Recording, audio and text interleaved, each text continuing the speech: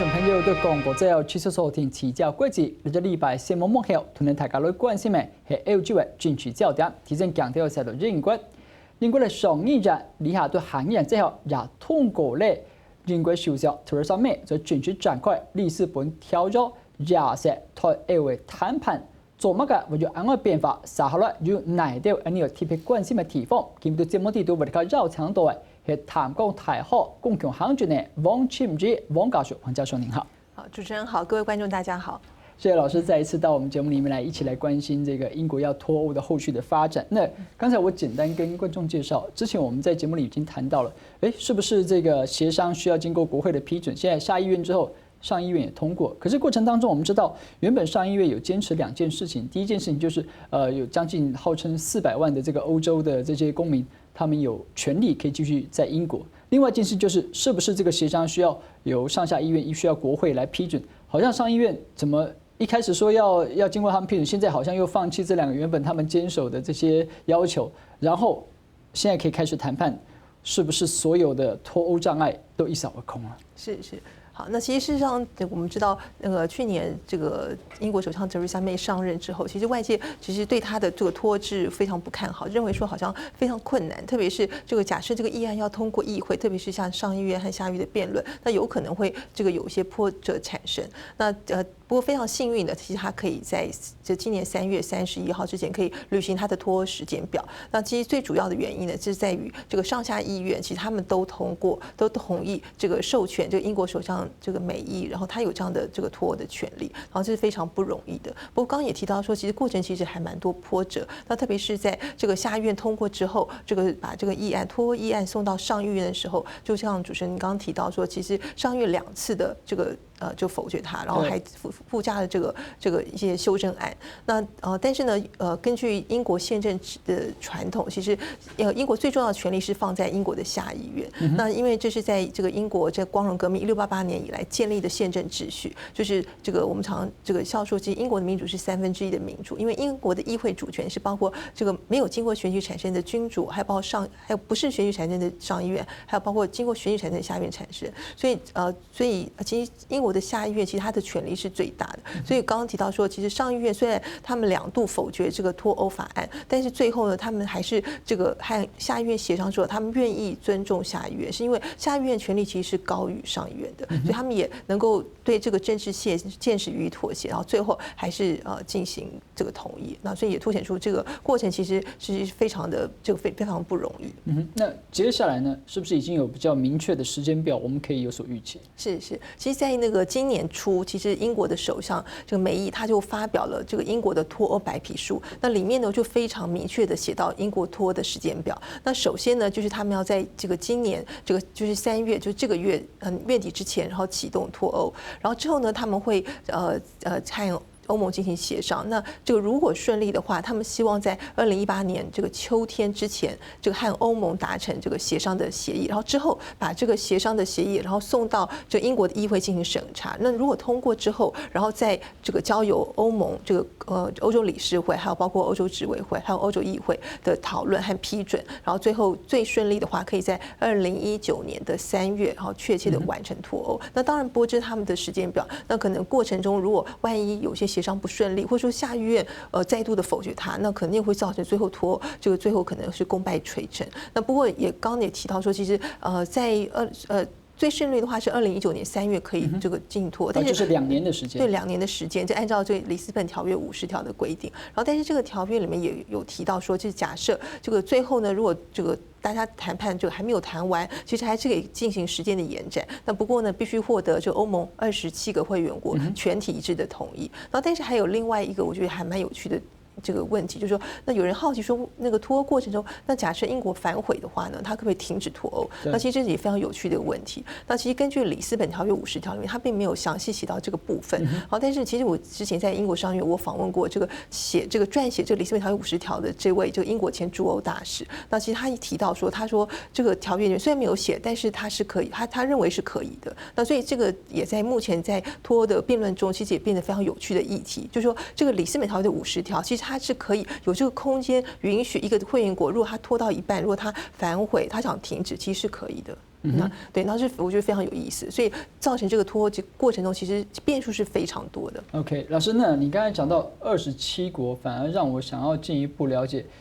英国很确定，比方说英国到时候是 Theresa May 自己亲自上阵，自己去跟欧盟协商。那27国是谁负责谈判？那各有各的状况。他要怎么样授权，然后他要怎么样代表全体所有27国的政府呢？对，其实这也是非常有趣的问题。那其实这也是包括现在英国和欧盟，因为英国是第一个启动里斯本条约50条进行脱的国家，所以目前是完全没有这个案例。就包括对欧盟和对英国本身来讲，这个协商确切的这个程序要怎么进行，是目前还没有这样的这个版本。不过原则上呢，他们会这个先向英国会向这个欧洲理事会先提出他们要脱的意向，然后之后呢，这个欧洲理事会他就会召集所有欧盟的27个会员，我先商讨究竟我们欧盟的立场是怎么样，然后之后呢研拟出这个欧盟版本的这个脱欧这个方案，然后之后交由欧盟的行政院，就是欧盟执委会，然后来进行这个代表协商。所以之后这个一旦这个欧盟的协商版本出来之后，之后的协商的主要的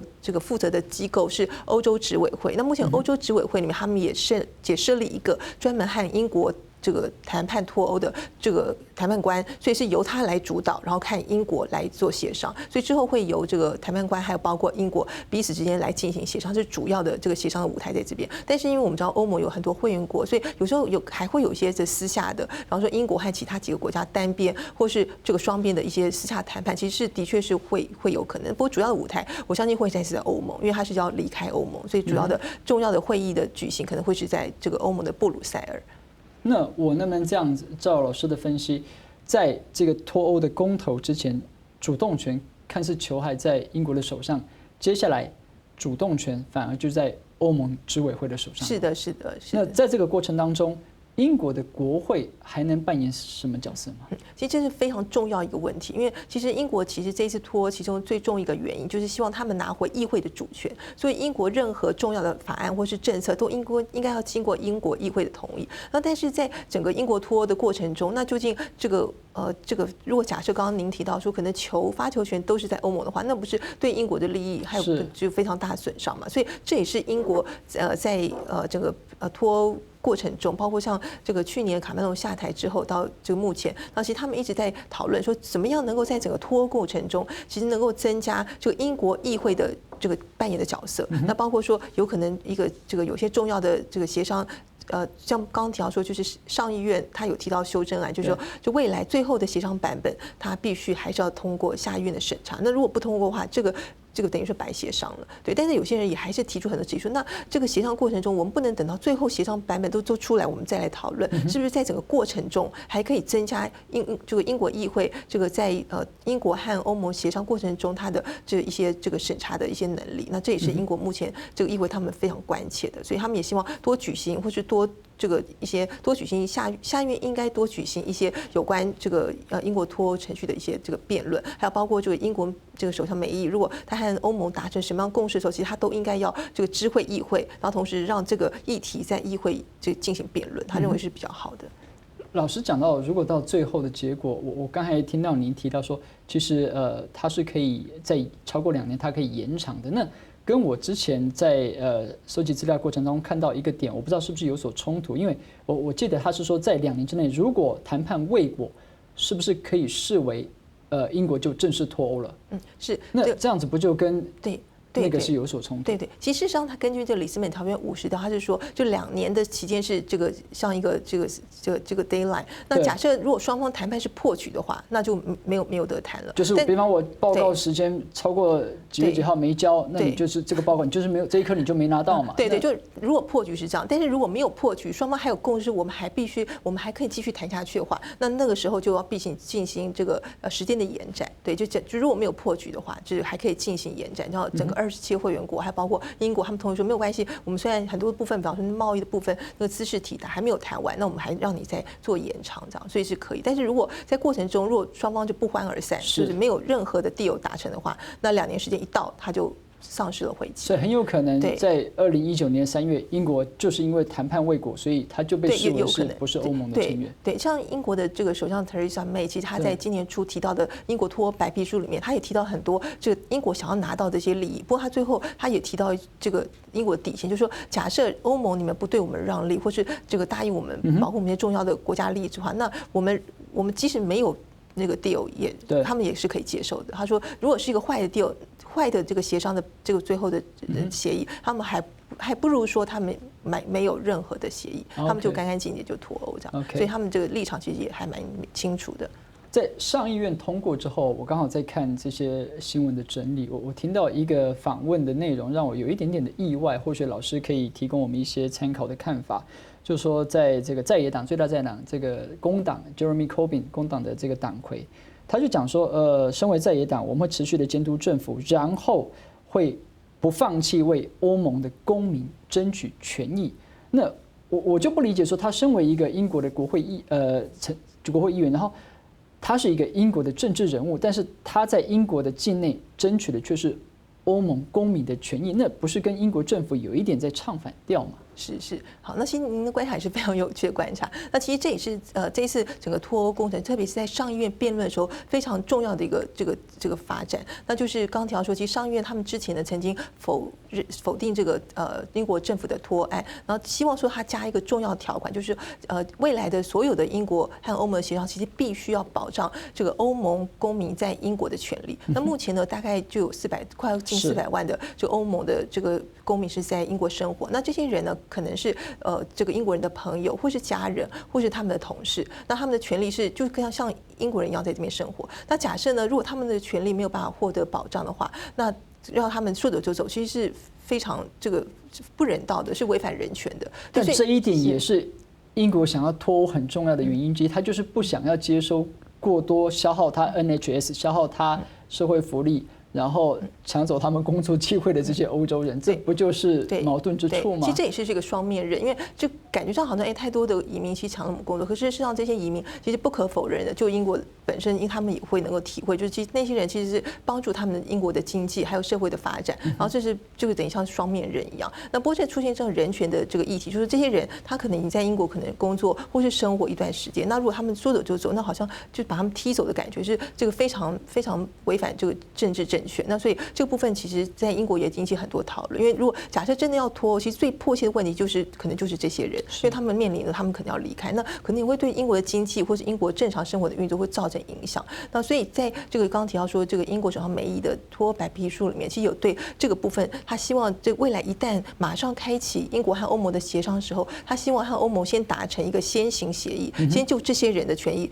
把它就是进行保护。所以对这个英国政府本身，其实他认为这个部分是非常重要。那我们知道英国是很重视这个人权的国家，那其实不仅是英国的工党主席科宾他这样提到，那其实在上月大部分的议员其实是保守党籍的，所以不管右派或左派，他们都认为其实这是非常重要的。那还有一个就是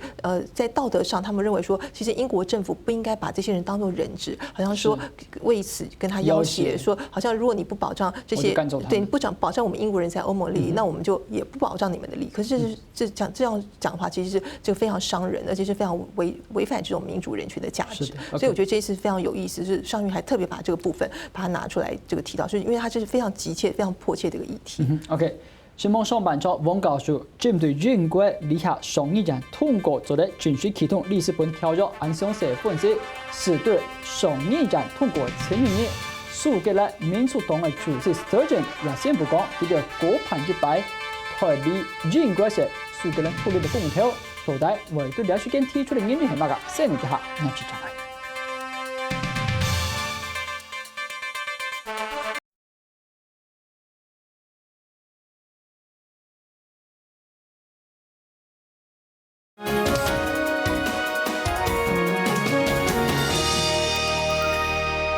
刚果進到討論現狀，家人哋講到咧，英國脱歐里斯本條約就3年大概正式展開。不過兩項消息，因為第一前幾年是3年10年時間，蘇格蘭民主黨 SNP 佢哋嘅黨魁 Sturgeon 在hin方宣布，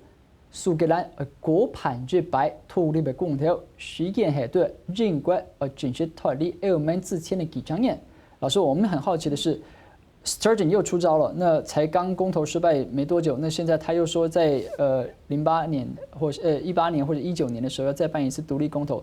他在这个时候出招有什么可能的理由？然后我们看到最新的消息是 Theresa May 讲说啊，现在国家是要团结的时候，你怎么这个时候跟我搞分裂呢？俨然上场了，这个是另一场的两个女人的战争。我们用什么角度来观察这件事情？是，其实上在去年这个英国这个脱欧公投之后，其实这个英国政坛就陷入陷入了这个纷乱。那其实这次公投的结果就令人非常觉得很震惊的一个结果，就是好像英国变成两个英国。那特别是北方的苏格兰，其实62%的人其实他们希望是留在这个欧盟的。好，那所以因为这样的选举的结果，就造成这个英国很担心，就可能还没有脱欧之前会这个先脱英，会变成这样的情况。所以在这个梅伊首相他刚履新的时候，他第一位访问的政治人物就是苏格兰的这个首席大臣 Sturgeon。那所以这个有关英国中央政府还有苏格兰政府之间的这种政治的这个协商，其实变得好像在脱欧过程中变得非常重要。那其实上，这个苏格兰的这个首席大臣 Sturgeon 他们也这个在一开始的时候也释出善意，他们也提到说，假设英国真的要脱离欧盟，那这个他还是希望能够留在英国。但是呢，如果英国可以继续留在单一市场的话，那苏格兰可以不要独立。所以他也向英国中央政府释出很多善意。但是时间就这样过去，一直到今年3月，就我们知道这个梅伊首相他即将要举行脱欧，那所以让 Sturgeon 好像感觉看清了政治现实。他的意思是说，好像这么长期以来，你们中央政府做的很多的承诺和协商，说好像我们会把苏格兰的利益放在他们的考量里面，可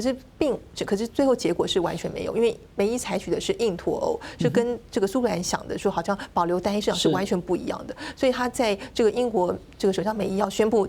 脱欧的之前，他就马上就宣布这个他要有这个2次公投的计划。其实最主要是想要这个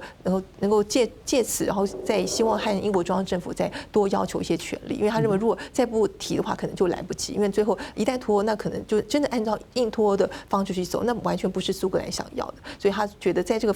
时间点，这个他必须做这样的选择。那这个选择是可以，就他认为是可以保障苏格兰的利益，因为苏格兰大部分62%人是希望留在欧盟的。那所以有这样的一个这个历史因缘。我们从另外一个数字来看，就是最新3次的这个民调显示，支持苏格兰独立的苏格兰人从45%，随着时间的逼近变成48%，最新的一次49%，已经接近过半49%。那我们要比方说 Sturgeon 他在打这个如意算盘的时候，他要怎么样确保这一些原本在苏格兰境内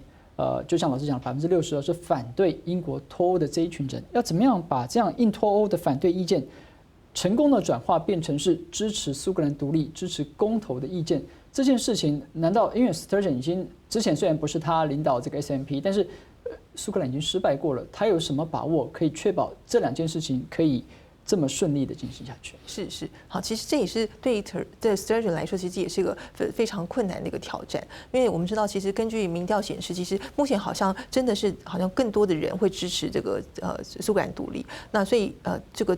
当然对这个主张苏格兰独立的这 Sturgeon 的这个 SNP 这个政党其实也形成一个这个压力。然后，但是其实这边有一个很重要的变数，就假设呢未来可能在1-2年之后要举行的2次公投，可是当时这个举行公投的英国其实有可能是一个要脱离欧盟的英国，那可能变成更贫穷的英国，这可能对他们对这个情势对当时。这2014年苏格兰独立公投，其实情势已经不一样了。那还有包括就时间表的方面，就是苏格兰这个首席大臣他们提到，就是说他们希望进行2次公投，然后他们希望那个时间点是落在2018年的秋天。然后就是当时这个英国和欧盟已经出现快要结束，这个谈判内容就已经快要这个达成的时候。那可是有人说，那你针对这个还没有完全落实的这个谈判的方案去进行就独立，那会不会以后你真的独立之后，其实最后英国和欧盟的谈判不是这个谈判，万一没有脱欧呢？对，所以就变数会很多，所以就很多人也对这个部分非常质疑。那其实我觉得，但是最关键的一个地方就是在于这个。虽然 Sturgeon 他是信誓旦旦说他要进行2次公投，但是这个发球权是在英国，因为根据这个1998年的这个苏格兰这个议会的法案，其实上英国在这个苏格兰和英国的关系，还有包括英国对岸关系的政策的权利，其实是保留在英国中央政府身上。所以他如果要拿到公投的权利，其实必须要获得英国中央政府的允许。所以 Theresa May 她今天早上就说，她觉得这个时间点不应该分裂，我想就是拒绝了这个 Sturgeon 说要提公投的诉求。对，而且特别是在现在这个非常纷乱的时代，那如果再进行24公，那简直是就忙中添乱，所以短期内其实是不太可能的。但是有人就预测说，即使Theresa May 最后如果是因为政治现实，他必须妥协的话，也一定会在英国脱欧顺利之后，因为他不可能把这两件事情就放在一起，因为实在是太困难了。那刚刚就还是回到就是虽然现在民调显示，好像越来越多苏格兰人，特别是在2014年苏格兰独立公投之后，他们的民族主义的这种热情好像被点燃，好像越来越多人认为说，我是苏格兰人，有一天如果我能读，那是一件好的事情。但是就政治现实上来讲，其实是很困难的，因为就刚刚提到说，其实他必须获得英国中央政府的同意。那还有包括在2014年当时的苏格兰独立的时候，当时对于苏格兰还有包括英国中央政府双方，其实他们的一个政治的默契和共识，就是这是一个这个 once in a lifetime 一生一世的选择，不可能说可能很快之间再做一个改变这样。那所以这个部分可能是一个政治线上的必须要突破，我觉得相对是比较困难的。老师，另外一个政治现实，我很好奇，为什么苏格兰人自己没有看清楚？就是 Sturgeon 在提这件事情的时候，难道他忘了在2014年的时候，欧盟执委会已经很明确的表达，纵使你今天苏格兰公投通过，你成为一个独立的国家，但你并不是我们欧盟的成员，因为当时你是在这个英国底下，那现在你是独立国家，你要跟其他所有想要加入欧盟的人一样，一个一个排队。我相信，纵使2年之后再举办公投，这件事情依旧成立。那苏格兰图的是单一市场，是经济利益，可是就这件事来讲，他根本就不会是欧盟成员，他到时候还是要重新去申请加入欧盟。那他Sturgeon 怎么能用这样的一个错误讯息来支持他要办公投的这样的一件事情呢？是，其实这个有关就留在欧盟，其实这有点变成是一个被政治化的一个政治的牌这样。因为其实这一次在整个英国脱欧过程当中，其实苏格兰政府也很希望就把这个脱欧议题把它包裹成，就是可以让这个像英国中央政府可以让这个苏格兰政府和英国中央政府这个做政治议价的一个杠杆，所以他把它当成一个政治的筹码。那希望说，好像如果你不给我更多的权利，或是你不让我独立的话，那我可能就会希望就是我要就是留在欧盟，就跟你的态度是不一样的，所以就变成说，好像地方主义和这个中央政府本来是两个平行线，就是后来变成有个交汇点，然后所以这也就凸显说，在现在这个全球化趋同的过程中，有时候地方政府、中央政府，还有包括像这个区域政府，其实彼此之间他们会有一些就政治议价是相互重叠的这个地方。好，那对。就从老师后来讲这个全球化政治趋势的演变来看，我们假设从这个脱欧当时公投通过到今年，我们知道川普当选，我们也看到好像整个政治局势一路的右倾。那最新的结果就是这个荷兰的大选，原本在选前大家觉得哇，这个 Wilders 很不得了了，这个他有可能会是这个荷兰第一个极右派的这个新的元首。结果出来了，好像吕特也没有，虽然吕特他们在拿到的席次有减少，可是他依旧是第1大党，然后他具有阻隔权，所以是不是这种全球右倾的这个趋势，从荷兰这一场选举开始，有多少被往中间或者是往左拉一点点？因为接下来我们看到还有法国还有德国也要进行选举，原本大家很担心的是不是欧洲的右倾可以不用那么令人操心？是，其实我觉得在欧洲政治上来讲，所谓的左右的对抗其实是非常有趣的。那其实就历史上来看，其实他们是像一个钟摆效应一样，是有时候右，有时候左，就相互对抗。那其实通常在可能经济不好的时候，那有时候会比较右倾，会觉得好像这个移民啊，或是这个抢了我们的饭碗，然后会把这个外国人当作代罪羔羊。那不过这一次的荷兰大选被誉为是这个欧洲是不是右倾的？这个特别是今年欧洲重要选举第一个试金石。那不过也让人很松一口气，就是比较这个极右派的这个自由党，它并没有这个就变成第1大党。那不过虽然它的其实是有增加的。好，那不过其实上荷兰的这个政治非常特别，因为其实它在这个20世纪以来，其实它都是非常多党化的国家，因为它的选举制度是比例代表制，它的门槛非常低，就只有0.67。那一般国家这比例可能门槛这个选举门槛可能是1%或是2%或是5以上，那所以非常低，所以造成说长期以来，其实这个荷兰的政党其实是非常非常多的。那不过最近几十年也有一个重要的发展，就是其实在1980年代的时候，其实当时的荷兰是有3大政党，就包括这个自由自由这个民主人民党，对，然后还有包括像这个工党，那这个主要的政党，他们大概是占可能89%，在以1986年的选举来讲，是占89%的选票，是这3大政党。可是发现说，好像到了最近10几年，其实好像变成主要政党，就主流的政党好像有萎缩的情况。那包括像今年的这个选举还出来，就是包括刚才提到这些主要政党，其实他们。就是在荷兰政坛的主流政党，这个左派右派政党，其实在萎缩到只占40%，所以这个掉势是非常严重。那为什么会这样呢？这最主要是这个最近10几年，其实在荷兰政坛出现了很多这个小党，然后这些小党就瓜分了这些选票，包括像这一次的这个左派的政党工党，它的其实是掉的最多。那其实最主要是它的政党的选票其实被比方可能中间偏右，或是中间派自由派的政党，或是中间偏左的左派政党被稀释掉了。因为最近这个10几年串起很多这个比较小的政党，那这次表现也很好。对，的确对。所以这些小的政党其实他们的这个席次可能不多，可能4、5席，但是就变得好像政治有点比较碎裂化的感觉，就是他们的政党体系。老师，就是这一点让我比较不解。比方说，可能是因为我工作的关系，我在看中文跟英文媒体，我发现这一次荷兰的选举。很多议题都着重在，比方说国家安全、脱欧啊，或是反移民这一类的，或是反穆斯林。反而以往左派的议题，什么福利、养老、退休啊，这些好像都比较少在媒体上掌握话语权。究竟是谁让谁？究竟是这个议题引导媒体报道，还是媒体创造这样的议题，让大家关注这些事情？哇，那这个问题是这个大赛，我想鸡生蛋，蛋生鸡的。对，不过我就目前好像变得右派突然变得很热门。对，的确是这样。对，那可能我觉得最主要的可能跟大的环境，就是目前这个欧洲经济比较不好有关系，所以造成很多人会觉得，特别是最近几年这个难民的议题，所以大部分荷兰他们的关切说，好像就太多这个难民过来影响我的生活。那还有包括这个最近这10几年，其实荷兰政府是缩减预算的，所以他认为说，好像我的这个退休金，还有包括我的生活，好像越来越不好。那所以他会对。